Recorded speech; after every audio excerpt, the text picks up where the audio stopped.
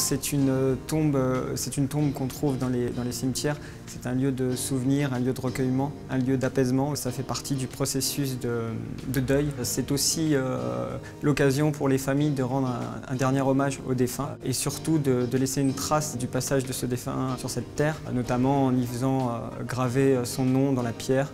J'ai même certaines familles qui vont faire graver des textes qui vont être en rapport avec le défunt, voire même des messages qui vont traverser les années, les décennies, voire les siècles. Alors on trouve divers types de monuments. Un monument cinéraire, donc ce sont des monuments de petite taille dans lesquels on va pouvoir accueillir des urnes, ou aussi des monuments plus traditionnels, des monuments funéraires dans lesquels on va pouvoir à la fois placer des urnes mais aussi des cercueils. Ça peut être des monuments simples que l'on va trouver dans nos catalogues, à des monuments beaucoup plus complexes dans la recherche de matériaux, dans les formes qui vont être plus élaborées, des monuments personnalisables en fait. Tout est possible en fonction du budget parce que c'est quelque chose qui vient par contre après l'organisation des obsèques. En conclusion, je pense que le monument funéraire est très important parce qu'encore une fois c'est le socle de la famille et c'est un processus naturel de deuil.